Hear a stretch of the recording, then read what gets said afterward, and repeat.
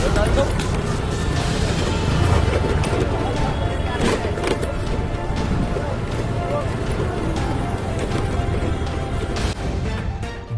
TV, सच सबसे आगे। नमस्कार, मैं हूं रंजीत झा और आप देख रहे हैं द लाइव टीवी। आप सभी को ईद की मुबारकबाद।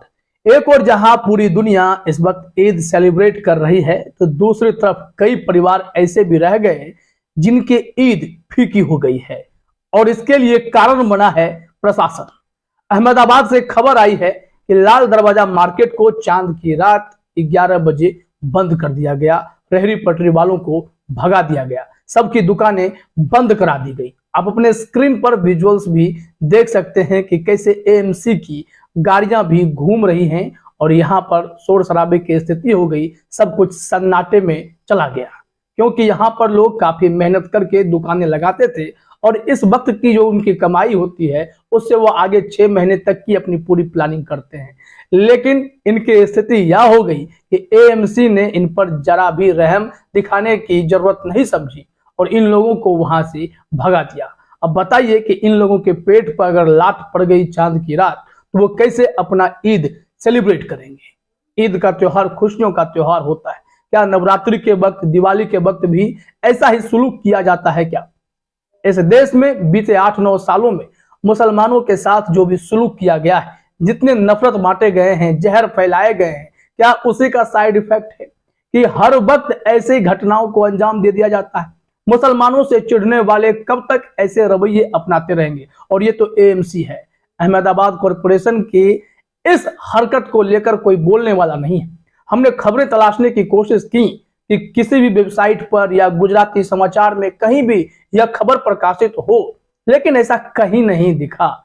हमने जो विजुअल्स देखा है, सोशल मीडिया पर जो हमें क्लिप्स मिले हैं, हम उसके आधार पर ही यह खबर आपको बता रहे हैं। मामला कितना संवेदनशील है और संवेदनशीलता यहां पर दिखनी चाहिए थी और इन लोगों ने उन तमाम रेहड़ी पटरी वालों के पेट पर लात मार दी। तमाम मुस्लिम भाई दुकान लगाते हैं और वो ईद के लिए इतनी मेहनत करते हैं और उनके ईद पर पानी फेर देने का क्या मतलब है? क्या गुजरात सरकार मुसलमानों से चिढ़ती है? क्या गुजरात का यह सिस्टम मुसलमानों के खिलाफ बना हुआ है? तमाम ऐसे आरोप लगने लगते हैं। और यह विजुअल जो आप देख पा रहे हैं, इस विजुअल में आपने क्या देखा? कितने सन्नाटे हो गए। क्या चांद की रात इतना सन्नाटा कर दिया जाएगा, दुकानें बंद कर दी जाएंगी? सवाल तो उठेंगे। इस संबंध में सहल कुरैशी हकीम ने एक ट्वीट किया है, जो आप अपने स्क्रीन पर देखिए।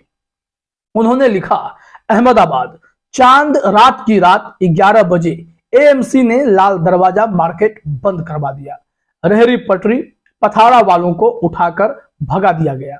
यह गरीब 6 महीने पहले से माल जमा कर ईद की कमाई के जरिए अगले 6 महीने आमदनी का इंतजाम किया करते हैं। क्या दिवाली और नवरात्रि पर मानेक चौक भी 11 बजे बंद करवाया जाता है? इस कार्रवाई को जुल्म ही माना जाना चाहिए। और इस व्यक्ति ने बहुत लोगों को टैग भी किया ताकि उन पर कोई कार्रवाई हो सके, उनकी दुकानें फिर से रिस्टोर कर दी जाए और ये लोग अपना धंधा बिजनेस कर सके। लेकिन जरा देखिए यहाँ पर कि जिन्होंने जिसको टैग किया है वो एएमसी कमिश्नर को भी किया गया है, शहजाद के पठान है जो एंकर हैं वो कमिश्नर हैं, इंडियन एक्सप्रेस को किया गया है, संदेश न्यूज को किया गया है, गुजरात समाचार को किया गया है। ये तमाम लोग टैग तो हो गए लेकिन किसी ने भी इसे रिट्वीट नहीं किया है, किसी ने इस पर रिपोर्ट नहीं बनाई। आखिरकार मुस्लिमों से इतनी चिढ़ इस देश में क्यों होने लगी है? उनके ईद को बदरंग करने की यह जहमत उठाने वाले क्या एक बार भी नहीं सोचते क्या हिंदुओं के पर्व में ऐसा किया जाता है?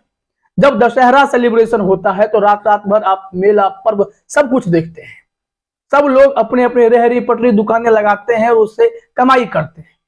भारत की यह संस्कृति रही है, परंपरा रही है कि लोग दुकानें लगाते हैं, मेला उसी को कहते हैं और उसमें जो कमाई होती है उनसे उनका परिवार चलता है, उनके परिवार के लोग उस पर्व त्योहार को सेलिब्रेट करते हैं। लेकिन जरा यहाँ स्थिति आप देखिए, इन तमाम विजुअल्स को देखने के बाद तो यही लगता है कि शायद एएमसी को भी यह रास नहीं कि कोई मुसलमान सड़कों पर दुकान लगा ले। लाल दरवाजा मार्केट के पास ही अगर दुकान लगाए तो उस मार्केट को ही बंद करा देंगे रात में। आखिर क्यों? जब यह उत्सव का मौका है तो इस बात की, किस बात की चिंता? ये सोचने की बात है ना कि फिर ऐसे अगर सुलूक किए जाएंगे तो इसे भेदभाव नहीं कहा जाएगा तो क्या कहा जाएगा? आपको याद होगा जब नवरात्रा चल रहा था, गुजरात में जब डांडिया नाइट हो रहे थे, गरबा सेलिब्रेट किया जा रहा था, तो उस वक्त मुसलमानों की एंट्री बैन करा दी गई कि कोई भी गरबा पंडालों में मुसलमानों की एंट्री नहीं हो पाएगी। अगर कोई गलती से चला भी गया, कोई बड़े लोग गए, उनके साथ मुस्लिम बाउंसर चले गए थे, उन लोगों के पीछे बजरंग दल के गुंडों को लगा दिया गया था। वो सब उनके साथ मार पिटाई करने लगे थे, मार पिटाई करके भगा रहे थे।